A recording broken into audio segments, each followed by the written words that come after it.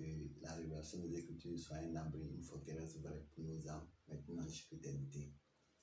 Bonjour tous encore. Bonjour. Nous allons continuer avec nos séries d'enseignements. Et je vous le dis que notre objectif est de révéler, oui, le mystère caché pour le salut des âmes. Parce que l'objectif de la venue du Christ, je le dis et je ne le répéterai jamais assez, ce n'est pas pour que nous puissions rester dans le monde ici. Non, ce n'est pas pour que nous puissions fonder notre existence dans ce monde-là. Parce que je vous dis que nous sommes étrangers et voyageurs ici. Et si nous sommes étrangers et voyageurs ici, c'est que nous sommes en quête de quelque chose. Et cette chose, quand nous l'obtenons net, nous rentrons chez nous. Oui. C'est pourquoi l'âme sort, c'est pourquoi l'homme il existe du pain, et puis après on dit il a expiré, puis son âme est sortie. Et c'est pourquoi aussi notre grand frère Seigneur Jésus-Christ est venu et qu'il est reparti. Parce que quand il partait, il dit son vœu, son désir le plus ardent, c'est que nous soyons ensemble. Or, il n'est pas ici. Donc, si quelqu'un veut que nous soyons ensemble, c'est que, et il nous a laissé ici, c'est qu'il nous attend des pieds fermes. Et s'il nous attend des pieds fermes, c'est que nous sommes étrangers et voyageurs sur la terre. Et ça doit marquer dans notre tête. Ça doit nous marquer, oui. Donc, peu importe ce que nous allons faire ici, peu importe ce que nous allons partir. C'est pourquoi nous devons penser à comment organiser notre vie, quand l'âme va sortir de cette enveloppe charnelle. Et c'est cette organisation-là que nous sommes chargés alors de pouvoir donner la connaissance nécessaire pour pouvoir organiser cette vie. Et c'est ce que nous le faisons. Voilà. Donc, notre objectif est de placer tout homme en présence de Dieu par la connaissance spirituelle de l'œuvre qui a été faite. C'est tout. Ce n'est pas pour dire tu vas avoir tant, non, c'est pas ça. Parce que ces choses-là, même quand nous les obtenons, elles ne sont pas source de joie pour nous. Alléluia. Donc aujourd'hui, nous allons parler de quelque chose de fort. Je vous dis que nos enseignements ont tendance à choquer, ont tendance à faire le contraire de ce que tout le monde fait, oui. Parce que la vie même d'un chrétien doit choquer, parce que sa vie est différente des autres. C'est pourquoi on les appelait chrétiens, oui. Donc, ce que nous enseignons, depuis lors, après la mort des apôtres, était caché, oui. Aujourd'hui, le thème de notre petite méditation, c'est comment chasser Satan et être définitivement libéré. Oui, je vous le dis, vous avez bien saisi. Comment chasser Satan et être être définitivement libéré. Je le répète. Comment chasser Satan et être définitivement libéré. Parce que je vous dis qu'on a fait un sacrifice unique. Et la Bible dit dans Hébreu 2, verset 14 que c'est ce sacrifice-là qui a détruit le diable, qui a rendu le diable impuissant et qui nous a libérés. Donc, celui qui rentre normalement dans ce sacrifice-là, c'est fini, il est libéré. Et je vais vous montrer cette image. Imaginez-vous quelqu'un qui a été enchaîné pendant des années et des années et qui n'a plus goût à la vie, qui n'espère plus rien parce qu'il est dans les chaînes de la servitude pendant ces années. Et derrière lui, puisqu'il a enchaîné et qu'il n'espère plus à la vie, il a essayé de s'évader plusieurs fois, il n'a pas pu parce que les chaînes sont vraiment énormes, donc il n'arrive pas à écouper pour pouvoir s'en sortir. Et un jour, au cours de son sommeil, la nuit, quelqu'un vient rompre les chaînes, on coupe les chaînes, mais pas à côté de lui, très loin de lui. Mais comme c'est quelqu'un qui a tenté de s'évader, quand il n'a pas pu, donc pour lui, il s'est dit qu'il est assis là, il attend la mort. Mais les chaînes ont été rompues, mais il est ignorant que les chaînes ont été rompues. Et il est assis là, toujours dans la servitude. Et un jour, quelqu'un passe et dit, mais mon ami, tu as fait quoi ici? Comment ça? Toi, tu ne sais pas que depuis des années, je suis enchaîné. Il dit, non, mais mon frère, les chaînes ont été déjà coupées. Regardez, jusqu'à le fer a rouillé. Et il tire la chaîne. Et regarde, les chaînes sont rompues. Pensez-vous que ce dernier-là va venir s'asseoir où il est assis encore? Non, c'est la délivrance. Il est parti. Il ne va plus revenir là encore. Et c'est ça que Jésus-Christ veut nous apporter. C'est pourquoi on appelle ça bonne nouvelle. Donc celui qui est assis sous la domination des esprits, celui qui est assis sous la domination de Satan et ses démons, et qu'on vient lui dire que mon ami, une bataille a été livrée, un combat spirituel a été livré. Et ce combat-là t'a fait sortir de l'endroit où tu étais. Ce combat-là t'a fait sortir de ta colère. Ce combat-là t'a fait sortir de la haine. Ce combat-là t'a fait sortir de ta méchanceté, de ta rancœur, de ta jalousie. Croyez-vous que ce gars-là va se laisser dominer encore par ça, par ses caractères? Non, jamais. Jamais. Si tu t'es laissé dominer encore, c'est que tu aimes ça, c'est que tu aimes la chose. Parce que si la chose t'est fatiguée, puis on te dit que la chose n'a plus le droit de te fatiguer et que tu as maintenant un pouvoir pour pouvoir dominer la chose, je crois que c'est ce pouvoir-là que tu vas te l'approprier pour dominer la chose. Mais si on t'annonce que tu as un pouvoir de domination maintenant et que tu te laisses encore assujetter, c'est un choix. Ça aussi, c'est un choix. Oui. La vie chrétienne est un choix. C'est des responsabilités individuelles, c'est un engagement personnel. On n'a forcé personne à pouvoir suivre Dieu, à pouvoir chercher Dieu pour avoir le salut. Non, c'est un engagement personnel. Donc, quand il s'agit d'un engagement personnel et qu'on s'engage, je crois que l'objectif, ce n'est pas de s'arrêter en route, mais c'est d'aller jusqu'au bout de notre engagement. Oui. Donc, comment chasser Satan pour être définitivement une fois libéré pour toutes, pour ne pas que ça soit de la comédie? Oui. Aujourd'hui, on chasse Satan, Satan sort. Et puis demain, les mêmes personnes là viennent, on fait les mêmes cas là, mais ça devient un rituel. Oui, ça devient un rituel. Donc chaque jour, il faut faire les mêmes choses. Chaque jour, il faut faire les mêmes choses. Les mêmes gens qui viennent tous dans les lieux d'enseignement. Pas que c'est une nouvelle personne, même si c'est une nouvelle personne, même au moins, mais c'est pas les mêmes personnes. Chaque jour, on va appeler les cas. Chaque jour, on va appeler les cas. Pourquoi? Donc chaque jour, il y a un sacrifice encore. Puisque c'est un sacrifice unique. C'est pas comme ça que ça se passe. Si tu es décidé à suivre réellement la chose, c'est une fois pour toutes, une fois qu'on a coupé les chaînes de ce monsieur, et qu'il a su que les chaînes ont été coupées, il ne va plus venir s'asseoir là demain encore ou après demain encore. Non, c'est fini, il est parti pour demain. Parce que c'est la servitude. Oh, on l'a rendu libre. Donc il va jouir de sa liberté. Il ne va pas venir à la servitude encore. Donc comment chasser Satan pour être définitivement libéré? Parce que je vous le dis, on ignore beaucoup de choses. Oui, excusez-moi, on ignore beaucoup de choses. Et je crois que Josué 4:6 dit que mon peuple périt parce qu'il manque la connaissance. D'abord, pour pouvoir combattre quelqu'un, il faut le connaître. Oui. Donc, si tu connais ton adversaire, alors tu sais quelle arme il faut utiliser pour le combattre. Mais si tu n'as aucune information au sujet de ton adversaire, comment tu vas le faire? Je prends un exemple très simple dans le domaine du football, que je crois que beaucoup en savent, dans le milieu du sport particulièrement même. Pour pouvoir jouer avec un adversaire, les entraîneurs, oui, les joueurs, ils vont regarder des heures de vidéos du match, des matchs de l'adversaire. Pourquoi? Pour détecter les failles, pour détecter les erreurs, pour détecter les forces, les faiblesses, avant de pouvoir aller les attaquer. Et si tu as ignoré ça, tu dis que oh non, c'est un adversaire, le constat, on le connaît. Oui, une petite équipe parce qu'on l'a ignoré, on n'a pas qualifié et qu'on n'a pas pris le temps d'étudier cette équipe-là en long et en large sur tous ces aspects. Alors, on arrive sur le terrain, on se mélange, on se fourvoie et on perd le match. Et c'est comme ça. Et c'est parce qu'on ne connaît pas ce Satan qu'on sait quoi. À tout moment, il fait l'objet de chasser. Satan sort. Non. Satan, il sort. L'homme là, il est délivré. C'est une seule fois pour toutes. Il n'y a pas deux fois, non. Parce que quand on libère quelqu'un dans une maison, forcément, il faut faire habiter quelqu'un. Et ce quelqu'un aussi qui va habiter, il devient alors le protecteur de cette maison. Il ne peut pas permettre que ce saleté-là vienne encore. Et puis on a rendu une maison là, propre et puis saleté va venir encore. Non, c'est pas possible, pas comme ça marche. Pas comme ça. Donc, prenez soin d'écouter bien ce que nous allons dire. Prenez soin, oui, de méditer bien à long et à large. Nous n'allons rien prendre ailleurs. Nous allons prendre toute notre alimentation là, sur les écrits. Et nous allons nous baser des écrits. Et que chacun fait appel à son discernement. Que chacun fait appel à son intelligence, à sa sagesse. Oui, sagesse de l'âme, l'intelligence de l'âme. Pas les yeux charnels, non, je vous dis. Si tu couvres tes yeux charnels, tu ne peux pas comprendre nos enseignements et tu ne peux rien comprendre de tout ce que nous disons. Mais il faut que tu fasses appel à ton intelligence. Oui, l'intelligence de l'âme, la sagesse de l'âme, pour pouvoir avoir le discernement et pouvoir comprendre ces choses que nous le disons.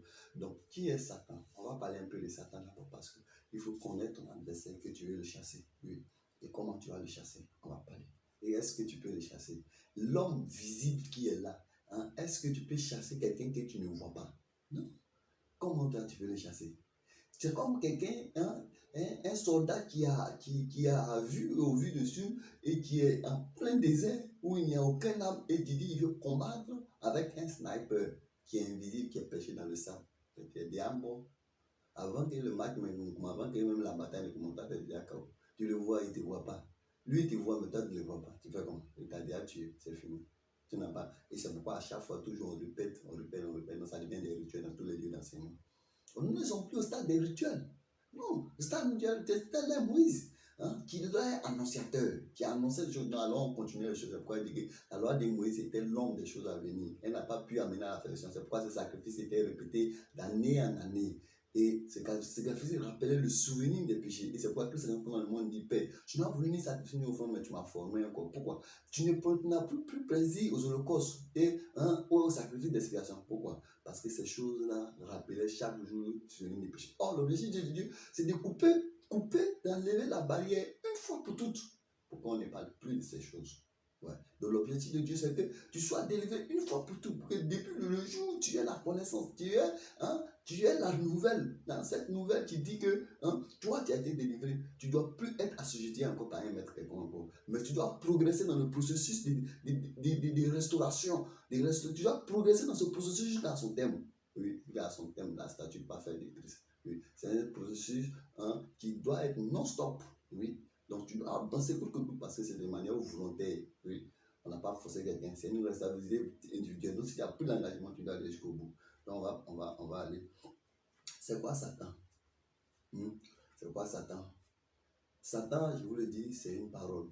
Et oui. Satan, ce n'est pas quelqu'un physique, comme on a l'habitude de le voir dans les médias. Que c'est quelqu'un qui est noir avec ses cornes. Non. Satan, c'est une parole. Satan, c'est une pensée. Satan, c'est un esprit. Satan, c'est une sagesse. Satan, c'est tout ce qui est contraire, lui, à la sagesse de Dieu. C'est tout ce qui est contraire à la pensée de Dieu. C'est tout ce qui est contraire à la parole de Dieu. C'est tout ce qui est contraire à l'esprit de Dieu. Oui, mon ami, c'est ça, Satan. Satan n'est pas quelque chose de visible, non. Satan n'est pas quelque chose de visible parce que toi-même tu n'es pas visible. Oui, tu ne vois pas ton âme. Comme tu ne vois pas ton âme, tu ne peux pas voir Satan. Tu ne vois pas Dieu, tu ne peux pas voir Satan aussi. Donc, Satan, alors, si c'est une parole, si c'est une pensée, tout ce qui est contraire à la pensée de Dieu, alors Satan, c'est l'adversaire. Oui. C'est l'adversaire de Dieu, donc l'adversaire des enfants de Dieu. Mais on dit, c'est une pensée, c'est une sagesse, c'est un esprit. Et l'esprit, il habite où? Il habite en l'homme. Donc l'homme, soit il est animé de l'esprit de Dieu, soit il est animé de l'esprit de Satan. Oui, donc Satan. Soit l'homme, Dieu habite en l'homme, mais soit c'est Satan qui habite en l'homme. Et l'image est claire. Souvenez-vous des Pierre. On va lire ce texte. Matthieu 16. On va lire ce texte de Matthieu 16. On va lire ça dans 2 secondes. Matthieu 16, verset 21 à 23. Matthieu 16. Matthieu 16, verset 21 à 23. 21, je lis les Écritures, dit: Dès lors, Jésus commença à faire connaître à ses disciples qu'il fallait qu'il allât à Jérusalem, qu'il souffrit beaucoup de la part des anciens, des principaux sacrificateurs et des scribes, qu'il fut mis à mort et qu'il ressuscita le 3e jour. Pierre, l'ayant pris à part, se mit à le reprendre et dit: À Dieu ne plaise, Seigneur, cela n'est arrivé pas. Mais Jésus, se retournant, dit à Pierre: Arrière de moi, Satan, tu mets scandale. Donc, car tes pensées ne sont pas les pensées de Dieu, mais celles des hommes. Mais quand on remonte un peu dans ce texte un peu plus haut, c'est même Pierre-là, Jésus a dit: Tu es pierre, et sur cette pierre, je bâtirai mon église. Donc, celui qu'on dit: Tu es pierre, sur cette pierre, je bâtirai mon église. Tout ce que tu lieras sur la terre, je vais lire le texte. Je vais lire le texte je vais lire le texte encore mieux. Dans Matthieu 16, dans même Matthieu 16, verset 18, il dit: Et moi je te dis, tu es pierre, et que sur cette pierre, je bâtirai mon église, et que les portes du séjour des morts ne prévaudront point contre elle. Alléluia. Frère, regardez la parole de Jésus. Tu es pierre, sur cette pierre, je bâtirai mon église, et les portes du séjour des morts ne prévaudront rien contre elle. Mais quelqu'un qu'on vient de lui donner cette parole de bénédiction, oui, cette parole d'une grandeur exceptionnelle et pas possible. Et cet homme-là, en même temps, lui dit, rien de mon Satan. Pourquoi? Parce que la pensée qu'il a eue, l'esprit qu'il a animé, oui, la parole qu'il a fait sortir est contraire au dessein de Dieu, est contraire à la volonté de Dieu. Alors, il s'est mis en adversaire de Dieu. Donc, alors, il est devenu Satan. C'est ce que l'homme est. Oui. Dès l'instant où tu es animé d'un caractère, dès l'instant où tu es animé de quelque chose, d'un caractère, d'un comportement, d'une attitude intérieure qui est contraire au dessein de Dieu, tu ne vas pas procurer la joie, mais tu vas s'aimer la pagaille, tu vas s'aimer la mort, tu vas s'aimer le désespoir autour de toi, alors tu es Satan. Et voilà pourquoi tous les humains, l'être humain, dans sa nature adamique, est devenu Satan. Donc, c'est la manifestation visible de Satan. C'est pourquoi c'est la mort qu'on sème autour de nous, c'est la haine qu'on sème autour de nous, c'est la jalousie, la rancœur, la méchanceté, une méchanceté sans pareil qu'on sème autour de nous. Et regardez comment on a détruit le monde à cause de nos méchancetés. Oui. Je vous dis que le problème de l'homme n'est pas un problème d'argent. Le problème de l'homme n'est pas un problème de travail. Le problème de l'homme n'est pas un problème charnel physique. Le problème de l'homme est un problème spirituel. Parce que diable s'est implanté dans le cœur de l'homme. Alors il a induit sur le corps de l'homme. L'homme est devenu méchant, de plus en plus méchant. Et voilà où on envoie le monde. Sinon, ce n'est pas l'homme qui fabrique l'argent. Ce n'est pas l'homme qui crée le travail. Mais alors pourquoi d'autres sont à l'aise, je dirais, en guillemets, parce que malgré les richesses, ça ne produit pas la paix intérieure dont on espère, oui. Donc, d'autres sont là dans des situations favorables, oui, mais d'autres sont en train de gémir, de croupir. Mais si ce n'est pas la méchanceté de quelqu'un, comment quelqu'un, toi-même, tu as des milliers et des milliards, tu sais que même pendant toute ton existence, ou bien même toute ton existence, et que tes enfants, eux tous, mais donc, alors, à quoi ça sert ce surplus que tu as? Avec quoi? C'est pourquoi? Donc, c'est la méchanceté, parce que le diable s'est implanté dans le cœur de l'homme. Et donc, il a rendu dur le cœur de l'homme pour que nous soyons méchants les uns envers les autres. Et dans cette méchanceté, qui gagne? C'est lui seul. Donc, il triomphe de l'homme, toujours. Donc, comment alors pouvoir extraire cet être invisible de nous, pour que nous puissions alors vivre une autre humanité? C'est l'objectif, oui, de cet enseignement. C'est ça. Donc, on vient de voir les caractéristiques de Satan. On vient de voir qui est Satan. On va voir encore ses caractéristiques. Oui, Satan a des qualités. Oui. Et ces qualités-là, c'est ça qu'il utilise pour travailler. Donc, ce sont ces qualités-là que nous allons nommer. Satan, il est rusé, il est trompeur, il est menteur, il est meurtrier, il est calomniateur, il est diviseur, il est destructeur, il est dénonciateur, il est dominateur, il est accusateur. Et c'est un géant. Il est dépourvu de tout sens moral. Voilà la qualité de Satan. C'est ça qui donne les temps. Donc, quand quelqu'un est rusé, quand quelqu'un est dénonciateur, quand quelqu'un est malin, quand quelqu'un est accusateur, oh, tu vois la personne physique comme moi, je suis assis ici. Tu me vois physique, tu dis, oh, c'est lui là. Pas lui, c'est Satan.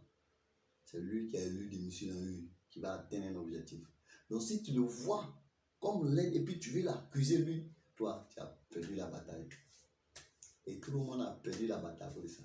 Parce que tu vas aller chez les gens, oui, et ils vont te dire que c'est ton frère qui veut te tuer.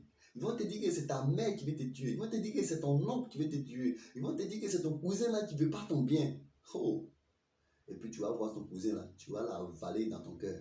Tu le vois, ton Satan, même dans ta prière. C'est lui que tu vois, c'est son image que tu as dans ta tête. Toi, tu n'as rien compris, tu as perdu la bataille. Tout ce que tu as fait là, c'est diable. Parce que toi-même, tu es devenu diable. Tu es plus diable que lui-même. Oui. Parce que tu as emmagasiné pensée de quelqu'un dans ton esprit. Et tu es en train de le voir comme celui qui est obstacle à toi, ton avancement. Mais tu ne sais pas que lui qui t'a inspiré ça, c'est lui-même qui est ton diable. Oui. Parce que le diable a utilisé. Je vous dis, si je prends un caillou et je lance caillou pour te taper, toi, tu es là, mais regarde, si je prends caillou pour te taper, à ta réaction, quelle sera ta réaction? C'est caillou-là, tu vas taper. C'est celui qui a lancé caillou-là, c'est lui que tu vas taper. Pourtant, ce n'est pas lui qui t'a tapé, c'est caillou-là qui t'a tapé. C'est comme ça l'homme et puis le diable. Le diable inspire le cœur de l'homme. pour aller poser l'action.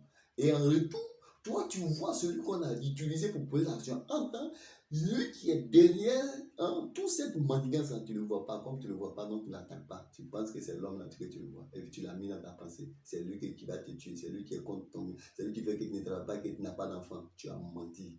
Toi, tu as fait faute, tu es foutu. Toi, tu ne peux rien avoir de Dieu. Tu ne peux rien avoir de Dieu parce que tu es devenu un meurtrier. Et on a rendu tout le monde meurtrier parce que tous nos prophètes, disent aux gens, c'est ton oncle qui veut te tuer, c'est ta mère qui veut te tuer. Donc, tu vois ta mère là, tu vois ton oncle là, tu vois ton cousin ou bien ta cousine là, alors tu les as avalés. Même quand même tu vas le saluer, c'est à contre-cœur. Et quand il se salue, tu quittes devant lui. Toi, tu es Satan. Tu es Satan. Donc, c'est comme ça Satan travaille. Donc, voici ces qualités que nous venons de citer. Donc, Satan, on l'a vu. Et maintenant, on le connaît. Donc, une fois qu'on l'a vu, qu'on le connaît. Mais comment alors se débarrasser de lui une fois pour toutes? Et c'est ce processus-là que nous allons enclencher. Et ce processus-là va être enclenché au travers des versets bibliques. Et suivez bien le raisonnement. Si tu as commencé la vidéo, il faut terminer. Sinon, si tu as arrêté, tu ne vas pas comprendre le principe. C'est simple. Oui, c'est simple parce qu'on est venu nous faciliter l'adoration de Dieu. Il y a eu une étape, un moment où l'adoration de Dieu était complexe. Autant de Moïse jusqu'à... Mais Jésus est venu, il dit qu'il a tout accompli. Donc quand quelqu'un a tout fait, c'est nous, on vient manger, donc ça devient facile. C'est comme quelqu'un a préparé. Quelqu'un a bien préparé. Pour préparer une sauce, c'est pas facile. Il va rentrer ici, il va acheter ici, il va aller au marché, il va faire marché, il va venir, il va allumer gaz, il va allumer charbon, il va faire ceci, il va faire cela, il va faire cela, jusqu'à... Celui qui vient manger, il n'a plus rien de fois à faire. Il s'assoit à la table, on le sait, et puis il mange. C'est comme ça le travail. Donc Jésus a tout fait. Dieu a utilisé les gens pour parler de ça. Juste en le temps, Jésus est venu, il a accompli tout. Et puis maintenant, on nous amène à manger. Du coup, pour nous, devient facile. C'est compliqué. L'homme, il a travaillé, bataillé dur. Il travaille jusqu'à et puis à la fin du mois, il dit, allez-y, va prendre mon salaire. Bon, où est-il faut que tu dois faire? Donc, on va confirmer ce que je viens de dire là. On va confirmer ce que je viens de dire. Jean 4. Jean 4. On va lire ça dans la parole vivante. Jean 4, Jean 4, verset Jean 4, verset 36. Non, verset 38. Bon, on va lire verset 36. Non, verset 36. Jean 4, verset 36. Dit, celui qui les fauche reçoit maintenant son salaire et récolte une moisson pour la vie éternelle. Donc, si bien que semeur et moissonneur partagent la même joie. Donc, dans ce cas, se vérifie le proverbe, l'un sème et l'autre moissonne. Donc, les gens ont semé, nous on va moissonner. Du coup, vous voyez qu'il n'y a plus d'effort. Quelqu'un a travaillé et puis nous on s'en va moissonner. Donc, il dit, je vous ai envoyé récolter une moisson qui ne vous a coûté aucune peine. Donc, on n'a pas eu de peine à récolter cette moisson. Donc, d'autres avaient travaillé. Donc, les gens ont fait les sacrifices. Et vous êtes venus recueillir le fruit de leur labeur. Nous, on vient prendre le fruit de leur labeur. Vous voyez, c'est intéressant. Dieu nous aime tellement qu'il a fini de faire tout le travail et puis il dit, nous, on est venus manger. Donc, pour nous, il devient facile. Donc, suivez très bien le raisonnement. On va bâtir. On va bâtir. Donc, on va bâtir. 1 Jean 3, verset 8. On commence à écouter très bien. Suivez très bien le raisonnement. Et chacun va apprécier avec sa sagesse, la sagesse de l'esprit, bien évidemment, pas la sagesse charnelle. Il dit que celui qui s'adonne au péché est un enfant du diable. Oui. Celui qui s'adonne au péché est un enfant du diable. Car le diable est à l'origine du péché. Il pêche dès le commencement. Donc, le diable est à l'origine du péché. Donc, si on dit que le diable est à l'origine du péché, c'est que c'est lui-même qui est le péché. Oui. Si le diable est à l'origine du péché, c'est qu'il est lui-même le péché. C'est pourquoi il a fait péché. Donc, s'il est à l'origine du péché, je le répète, s'il est à l'origine du péché, donc il est lui-même péché. Donc le diable est péché. Donc, le Fils de Dieu est précisément venu sur terre pour détruire l'œuvre du diable. Donc, le Fils de l'homme est venu sur terre pour détruire l'œuvre du péché. Vous voyez que c'est lui qui a détruit l'œuvre du diable. C'est lui qui a détruit l'œuvre du péché. Ce n'est pas nous. Ce n'est pas nous. Donc, si c'est lui qui a détruit l'œuvre du diable, alors il a détruit une fois pour toutes et c'est fini. Donc, nous, comment on doit détruire là? C'est comment nous, on doit détruire cette œuvre du diable en nous une fois pour toutes là. C'est ce que nous sommes en train de faire. Donc, suivez très bien. 1 Jean 3, verset 8, il dit que le diable, il est à l'origine du péché. Donc, il est lui-même péché. Donc, le péché maintenant va engendrer ce qu'on appelle le pécheur. Le péché va engendrer ce qu'on appelle le pécheur. Suivez très bien le raisonnement. Donc, le péché va engendrer ce qu'on appelle péché. Donc, tous ceux qui naissent alors sont devenus pécheurs. Pourquoi? Parce qu'ils sont sortis d'Adam. Et comme par un seul homme, le péché est rentré dans le monde, et par le péché, la mort, dans Romains 5, verset 12. Donc, la Bible dit dans Parole du monde que personne n'a réussi à se soustraire de son pouvoir. Parce que depuis le ventre des mamans, le péché là t'a marqué. Donc, le diable t'a marqué depuis le ventre des mamans. Donc, quand tu sors, alors automatiquement, tu deviens son esclave. Parce que l'homme, il est esclave de ce qui a triomphé de lui. Et comme c'est le péché qui a triomphé de toi depuis le ventre de maman, donc alors quand tu sors là, tu es obligatoirement un pécheur. Donc ce n'est pas une nourriture que tu as fait, tu as mangé, qui t'a rendu pécheur. Non. Ce n'est pas que tu allais boire ou bien tu allais faire ceci ou bien tu allais faire cela qui t'a rendu pécheur. Non. Tu es né avec ça.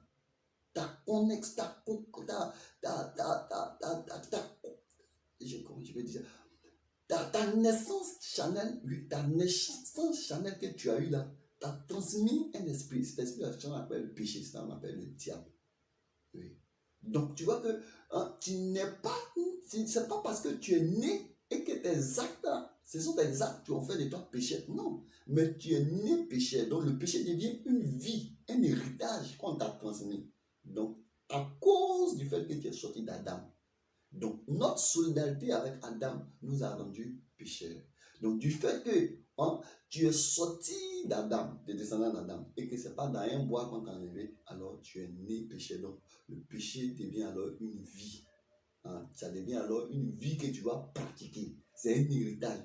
Donc, c'est quoi? On ne peut pas accuser l'homme parce qu'il n'est pas responsable de ses actes. Oui. Celui qui fait une maladie de drépanocytaire, on ne peut pas l'accuser, on ne peut pas dire que c'est sa vie là qui lui a donné cette maladie. Non, c'est un héritage qu'il a reçu. Le gars qui sort d'une femme sidérale et qu'elle lui transmet la maladie, c'est un héritage. On ne peut pas accuser cette personne. Non. On ne peut pas accuser le comportement de l'homme. Non, on ne peut pas l'accuser. Parce qu'en réalité, il n'a fait qu'accepter. Oui, il n'a fait que. On ne peut pas dire accepter même. On lui a transmis quelque chose qu'il ne peut pas refuser. Donc, il est obligé de prendre. Oui.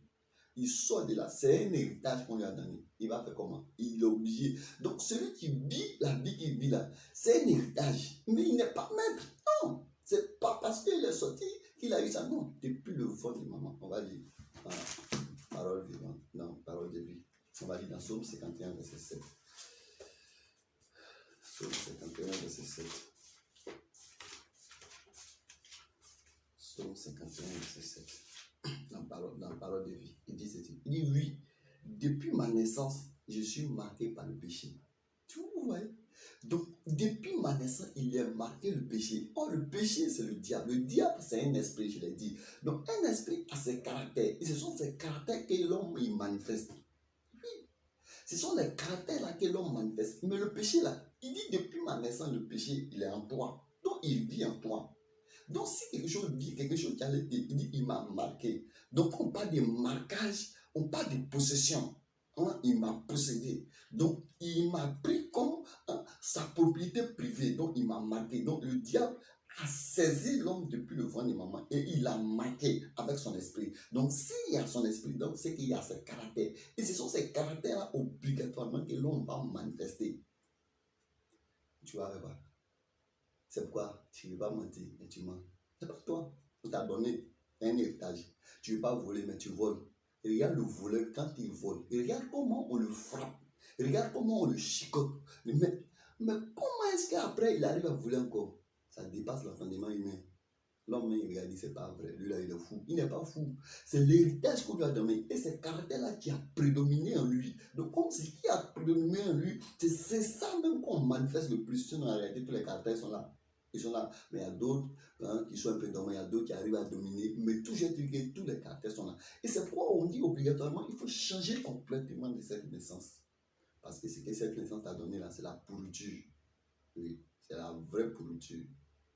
Donc, c'est depuis le fond de ma mère, je suis plongé dans le mal.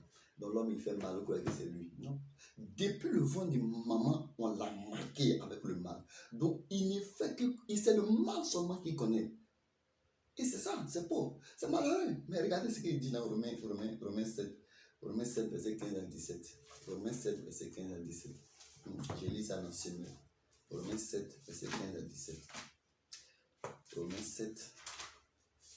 7, verset 15 à 17. Romains 7, verset 15 à 17. Verset 15, il dit, en effet, je ne comprends pas ce que j'ai fait. Non, c'est le comportement de l'homme. Donc, on a vu certaines personnes qui ont posé des actes. Après, il dit que non, c'est pas moi qui ai posé. Et l'homme a dit que non, c'est faux. C'est toi-même qui as posé, tu fais exprès pour dire que c'est pas toi. C'est pas toi, c'est toi. Mais c'est vrai, c'est la vérité, ce qu'il dit. C'est pas lui-même, parce qu'il n'est pas responsable de ce qu'il fait. Oh, mes frères, je vous en supplie, ouvrez vos yeux spirituels pour comprendre ces choses de façon spirituelle. Ne regardez pas, n'analysez pas chaque chose selon l'aspect visible. Non, Jésus dit que je ne juge pas selon l'apparence. Ne juge pas selon l'apparence, mais selon ce qui est formé en toi, parce que c'est de toi, c'est dedans de toi que sort tout ce qui est mauvais. Oui, c'est dedans. On va arriver là-bas. On va lire ce verset.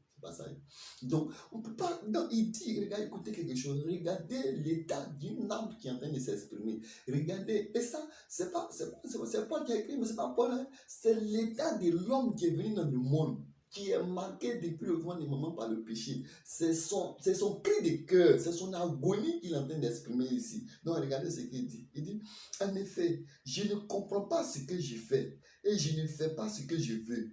C'est ce que je déteste et que je fais. Il dit, oh, regardez, il ne fait pas ce qu'il veut. Donc, il n'a pas envie de voler, mais on l'amène à voler. Il dit, ce que je déteste, c'est ce que j'ai fait. Ça fait pitié. Regardez l'état d'une âme qui est en agonie, qui n'est pas maître de son existence, de sa vie, il vit une vie étrangère. La naissance lui a transmis une vie qui n'est pas propre à sienne. Donc, la terre, sur la terre sur laquelle on a planté la sémence, c'est une terre alors qui est pauvre en nutriments, c'est une terre alors qui n'est même pas, qui ne contient aucune richesse. Alors cette graine, quand elle va germer, elle est fébrile. Parce que où on l'a planté, le sol lui a transmis alors sa pauvreté. Donc quand elle sort, elle est pauvre. Et c'est ce que l'homme.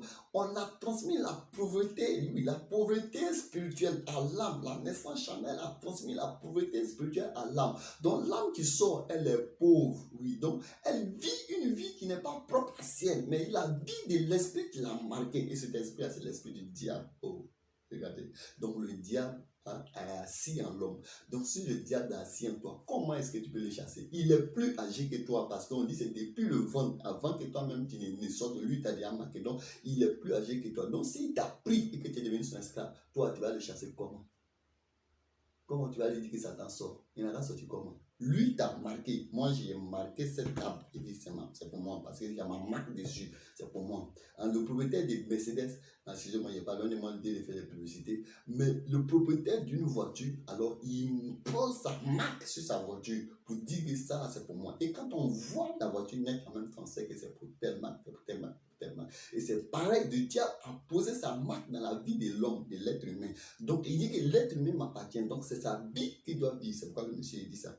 Il dit, oh Seigneur, merci. Il dit, en effet, je ne comprends pas ce que je fais et je ne fais pas ce que je veux. Et c'est ce que je déteste que je fais. Donc, l'homme, il fait ce qu'il déteste. En réalité, ce n'est plus moi qui le fais. Il dit, et si je fais ce que je ne veux pas, je reconnais par là que la loi est bonne. Et en réalité, ce n'est plus moi qui le fais, c'est le péché qui habite en moi. Donc le péché habite en toi. Et il habite en toi où? Ce n'est pas parce que tu as moyen, mais ce n'est pas parce que tu as bu. Non, ce n'est pas parce que tu as les fruits, non. C'est depuis le vent des moments que le péché habite en toi. Donc celui qui habite en toi depuis le vent des moments, toi tu peux le chasser comment? C'est ce que j'ai appelé un peu ce qui se passe un peu partout dans le lieu dans ce moment. Attention, c'est de la comédie. Celui qui habite en toi, toi, maison que tu habites, c'est pour lui. C'est lui qui t'a mis dedans, il t'a marqué, il dit, toi, tu es mon esclave. Et puis toi, tu dis, lui n'a qu'à sortir. Pour telle maison, n'a qu'à sortir de sa maison. Toi, tu ne vas pas quitter, c'est lui n'a qu'à sortir. Pour sortir, pour être définitivement libéré de Satan, toi, tu dois quitter la chair. Oui. Parce que tant que tu ne quittes pas la chair, tu es esclave du diable et ses démons. Et c'est lui qui vont te dominer. C'est pourquoi il dit, et on va continuer un peu, il dit, car je sais que le bien n'habite pas en moi, c'est-à-dire dans ce que je suis par nature.